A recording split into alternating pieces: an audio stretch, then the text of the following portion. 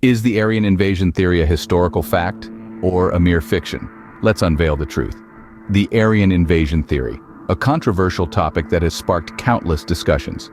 It proposes that a group of Indo-European speakers, known as the Aryans, invaded the Indian subcontinent around 1500 BCE, significantly impacting its culture, language, and population genetics.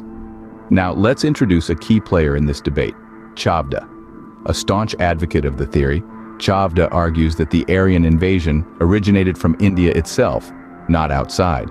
He suggests that the spread of the FDNA across Eurasia started from India, contending that the R1A and R1B haplogroups also originate from India. Furthermore, he rejects the notion that archaeological evidence, such as the pottery styles and the absence of horses in the Indus Valley civilization, are true. But there are problems with Chavda's arguments. For instance, the people who supposedly spread the FDNA across Eurasia bear more resemblance to the ancient Ondra people, not the modern Indians. Moreover, there's no linguistic or religious evidence to back his claims. The oldest evidence of the ancestral haplogroup R1 is found in the ancient North Eurasians, not in India. Chavda's theory also fails to explain the continuity of the Aryan invasion from India. The archaeological data suggests that the people descended from Belarus moved southwards, not northwards. The absence of the R1A1AZ93 chromosome in the Indus Valley civilization and its predecessor civilization further challenges his claims. Chavda overlooks certain genetic markers, such as the presence of the I-DNA, a European haplogroup in Punjabis and Brahmins, and the absence of the H-DNA in Europeans. He also doesn't provide a convincing reason for the supposed Dravidian expansion from the Indus Valley civilization. Chavda argues that the FDNA spread from India across Eurasia. But does the evidence support this claim? Let's dive in. Chavda's claim hinges on the assumption that the people who carried this FDNA were the direct ancestors of modern Indians. Yet, when we look at the Onge people, believed to be one of the oldest indigenous populations in India, we see a stark contrast. The Onge bear little resemblance to modern Indians, suggesting a more complex ancestry than Chavda's theory suggests.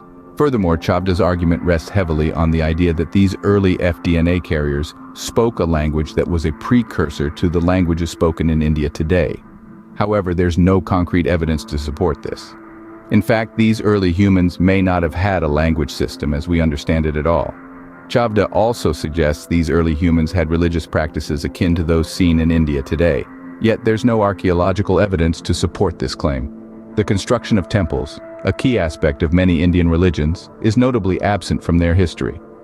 In light of this, it becomes evident that Chavda's first argument is built on shaky foundations. It's a classic case of fitting the evidence to the theory rather than the theory to the evidence. Clearly, Chavda's first argument doesn't hold water. Now, let's look at Chavda's claim that R1A and R1B originate from India. Is there any truth to this? Chavda brings in Niraj Rai, who, without providing conclusive evidence, says these haplogroups originate from India.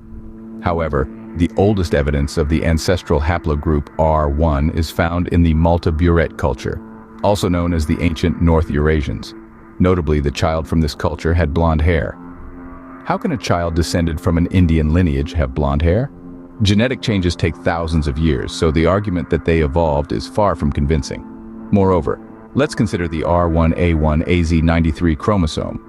Chavda's theory would imply its presence in the Indus Valley civilization or its predecessor. However, when studied, these civilizations clearly showed Iranian haplogroup and ancestry. There's no trace of R1A in the IVC culture. In essence, the evidence doesn't support Chavda's theory. The origin and spread of these haplogroups appear to be far more complex and not centered around India, as he proposes.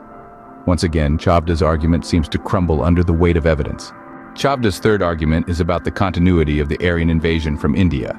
But what does archaeology say? Chavda's assertion hinges on the belief that migration trends were northwards, from India to Europe. However, let's delve deeper into the evidence at our disposal, which largely contradicts this claim. Let's start with pottery, a significant marker of cultural expansion. Archaeological findings reveal a clear southwards migration pattern, originating from areas like Belarus, contrary to Chavda's argument. The dating of these settlements further solidifies this standpoint. Next, we consider the Indus Valley Civilization, or IVC. If Chavda's theory were accurate, we would expect to find evidence of horses. a crucial element of the Aryan culture. However, the IVC archaeological record is noticeably devoid of any such evidence. This glaring absence challenges the continuity argument. Then there's the case of Sonali, a site often used by proponents of the out-of-India theory. But does it actually support their claim? The Sonali findings, in fact, align more closely with the Aryan invasion theory. The site is known for its ochre pottery culture, which dates back to around 1800 to 1500 BCE. If we consider this, it's plausible that Sonali was an Aryan settlement, not a Dravidian one. Moreover, the presence of the Andronovo culture in Central Asia around the same period lends further weight to this theory. The Rig Veda, an ancient Indian scripture, also offers potential clues. It mentions Vedic trader priests and the Dasyus, suggesting possible early migrations. In summary, Chavda's third argument doesn't hold up under scrutiny. The southwards migration pattern, the absence of horses in the IVC, and the Sonali findings all point towards a different conclusion. So while Chavda's argument presents an alternative perspective, the weight of archaeological and historical evidence leans towards the Aryan invasion theory. The evidence strongly contradicts Chavda's third claim.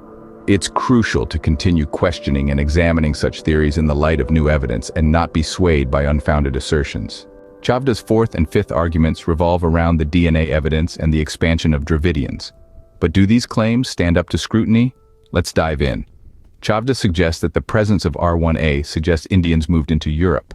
However, he forgets that some Indians have iDNA, a completely European haplogroup in them. While Europeans do not have HDNA, a haplogroup found in majority of Indians, this fact is significant. It indicates that the Synthasta culture, which shows traces of iDNA, descends from Europeans rather than Indians. This counters Chavda's assertion and strengthens the case for an Aryan invasion from the Indus Valley people. This argument, while compelling at first glance, overlooks a crucial point. It assumes that all human migration is driven by necessity, by a lack of resources or adverse conditions. But history tells us this is not the case. Societies also expand due to curiosity, ambition, or the simple desire for new experiences. Moreover, if we flip Chavda's argument on its head, we find it actually supports the Aryan invasion theory. Who would be more likely to seek out fertile, warm lands? A society already enjoying such conditions, or one emerging from the harsh, cold steppe? The evidence, therefore, does not support Chavda's fourth and fifth arguments.